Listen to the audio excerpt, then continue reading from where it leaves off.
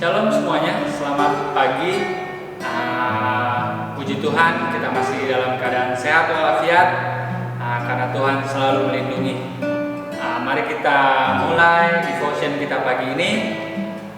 Biar nama Tuhan saja dipermuliakan. Sebelumnya mari kita bersatu dalam doa. Tuhan Yesus, Bapa di surga dan Roh Kudus, terima kasih Tuhan untuk semua berkat-Mu, penjagaan-Mu, untuk semua kesetiaan-Mu Tuhan Yesus dalam hidup kami Tuhan. Tolong ampuni semua kesalahan-kesalahan yang pernah kami lakukan Tuhan. Jika kami menjauh dari Engkau, Tuhan yang menarik kami kembali Tuhan, untuk selalu berada di jalan-Mu Tuhan Yesus.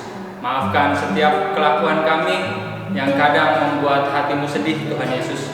Tapi kami mau berubah, kami mau senantiasa Tuhan melakukan segala sesuatunya untuk Engkau, supaya nama-Mu saja yang dipermuliakan Tuhan Yesus. Di dalam nama Tuhan Yesus Kristus, kami mau serahkan devotion ini dari awal pertengahan hingga akhir. Terima kasih Tuhan Yesus, terima kasih Bapa, terima kasih Roh Kudus. Dalam nama Tuhan Yesus Kristus, haleluya, amin. I'm coming back to the heart of worship, and it's all about you. It's all about you, Jesus. I'm sorry, Lord, for the things I've made, and it's all about you. It's all about you, Jesus. It's all about you. It's all about you. And it's all about you, Jesus. It's all about you. It's all about you. And it's all about you, Jesus.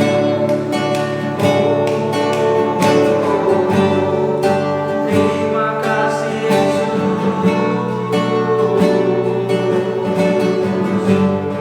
For you are great, our Lord. We want to be back by your side, oh God. Hallelujah.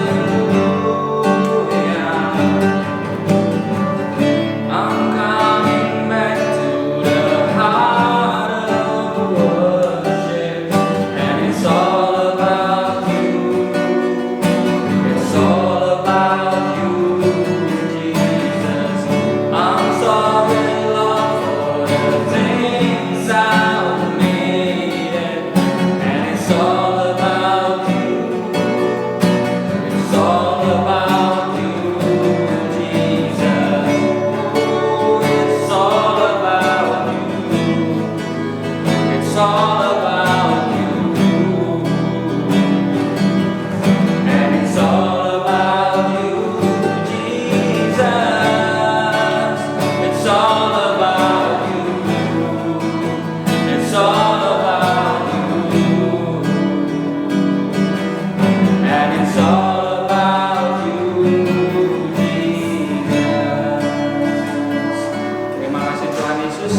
Kalau sebentar lagi kami akan menikmati firman-Mu Tuhan Yesus, sharing yang dari Engkau Tuhan. Biarlah itu dapat menguatkan hati kami Tuhan.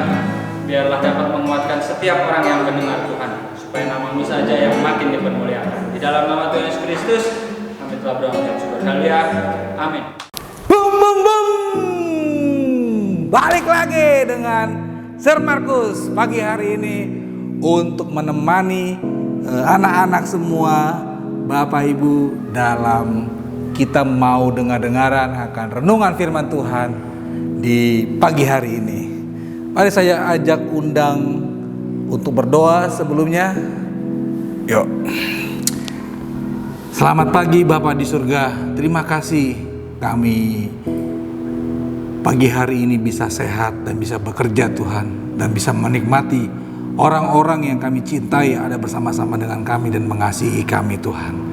Sebentar ya Tuhan, urapi kami serta hamba-Mu untuk mendengarkan dan menjadi pelaku firman Tuhan pada pagi hari ini.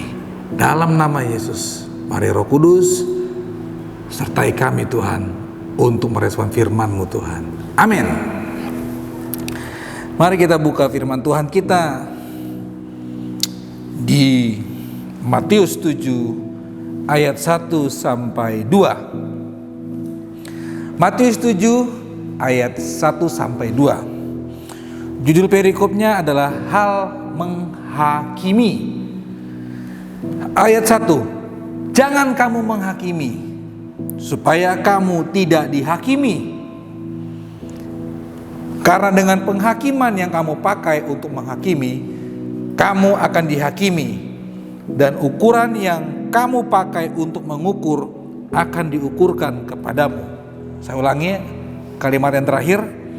Dan ukuran yang kamu pakai untuk mengukur akan diukurkan kepadamu. Hari ini Semarkus mau ajak kita semua untuk merenungkan firman Tuhan dengan judul mengkritisi. Ya, judulnya apa? Mengkritisi. Kita perlu nih jadi orang-orang kritis, tapi kritis yang sehat. Setiap hari kita ini pasti berurusan dengan hal-hal yang menilai. Ya. Kita terus memberi penilaian terhadap apapun, kepada seseorang, benda, apapun lah, binatang juga. Tentu saja hasilnya menentukan kepada pilihan, keputusan, dan sikap kita. Salah menilai, salah menghitung, bisa berakibat salah mengambil keputusan, dan salah sikap juga. Tapi kalau kita nggak menilai, nggak mungkin.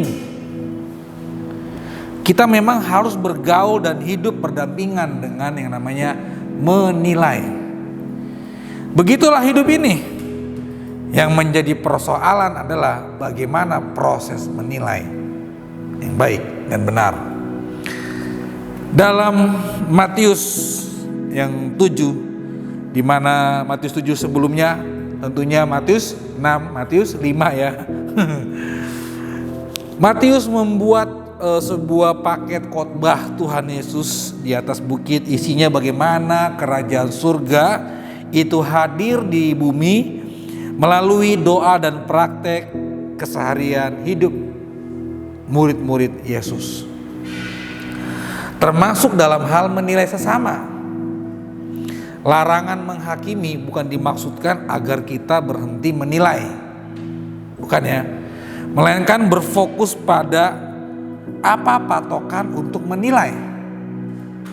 Jadi kalau mau menilai harus berpikir apa patokan untuk menilai. Dan ukurannya harus yang objektif. Artinya berlaku untuk semua, termasuk buat si penilai. Janganlah nilai buruk kita jatuhkan pada seseorang, sementara kita sendiri meleset dari standar yang berlaku terhadap penilaian itu sendiri. Hanya wujud tindakannya berbeda. Harus diakui memang banyak penilaian sebenarnya berlandaskan patokan subjektif belaka. Sejatinya yang namanya menilai itu jauh dalam hati sekedar tidak suka. Ya, maksudnya sejatinya padahal itu jauh dalam hati atau sekedar tidak suka. Sebabnya beragam. Ya, jadi penilaian-penilaian yang subjektif itu alasannya beragam, karena iri hati, sentimen, benci, atau ikut-ikutan karena terhasut, terprovokasi. Ya, itulah ciri-ciri penilaian yang patokannya subjektif. Lalu di sisi lain manusia itu seenaknya menghakimi sesama, bahkan tak jarang dengan kejamnya. Sikap ini patut dihindari loh oleh setiap kita. Kita boleh bersikap kritis, namun sebelumnya kritislah terhadap diri sendiri. Nah, Semarkus pernah menonton sebuah penilaian.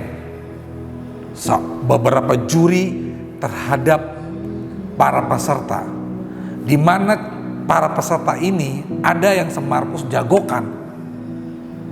Nah, para peserta pertama, kedua, ketiga, keempat, sampai kelima dan seterusnya dipanggil oleh juri satu persatu dan ditonton oleh setiap para peserta yang lolos. Sesungguhnya pada waktu si juri menilai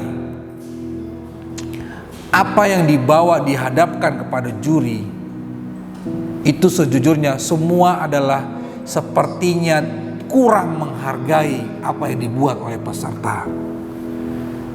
Tapi di akhir, setelah mengumumkan dari 5 peserta hanya 1 yang pulang, 4 lagi lolos. Dan yang Markus jagokan ini akhirnya lolos. Yang tadinya banyak peserta yang lolos punya kesimpulan, orang ini pasti pulang. Nah, kenapa? Karena juri punya standar penilaian yang objektif. Misalnya,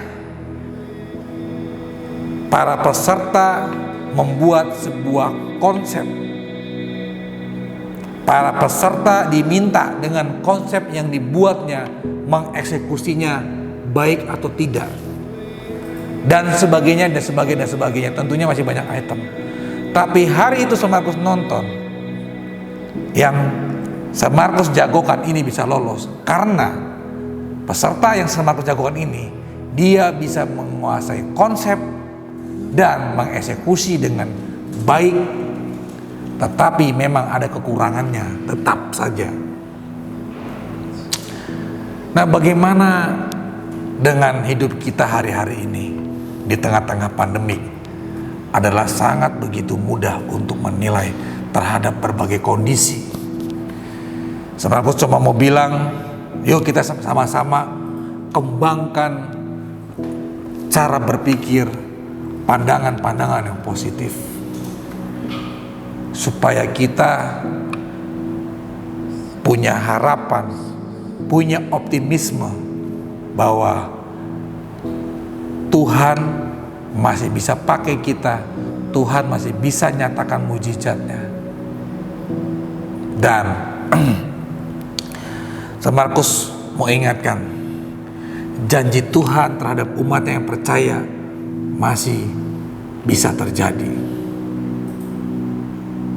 Markus teringat akan janji Tuhan terhadap bangsa Israel bahwa mereka harus menduduki tanah Kanaan. Kalau kita baca sama-sama, menduduki tanah Kanaan itu bukan cuma sekedar menilai duduk terus kita dengan mudahnya, enggak. Ternyata mereka harus berperang. Mereka harus merebut, tentunya banyak korban yang berjatuhan. Tapi itu sebuah janji Tuhan buat mereka. Jangan pernah menilai janji Tuhan dengan satu sisi. Markus percaya Tuhan bisa membuat sesuatu yang baik, bisa mereka-rekakan sesuatu yang baik buat kita. Manusia boleh berencana apapun, tapi mari sekali lagi saya ajak undang, satukan iman dan mari percaya Tuhan bisa mereka-rekakan yang baik terjadi buat kita semua, apapun itu. Amin. Terima kasih Tuhan buat kami hari-hari ini menilai banyak hal Tuhan dengan cara berpikir dan perasaan-Mu Yesus Kristus dalam hidup kami. Mulai dari hal-hal kecil sampai hal-hal besar. Mau dimulai bahkan dari diri kami sendiri Tuhan. Bagaimana kami harus bersikap. Tuhan, kami mau mohon penyertaan-Mu Tuhan, bimbingan-Mu Tuhan, supaya kami bisa menilai objektif, menilai dengan benar dan menilai dengan adil di tengah-tengah suasana pandemik ini Tuhan. Dan ujungnya supaya kami punya optimisme, punya keyakinan bahwa janji-Mu Tuhan ya dan amin. Dan buat kami juga punya penilaian terhadap janji-Mu Tuhan, pasti terjadi karena Tuhan yang melakukannya buat kami.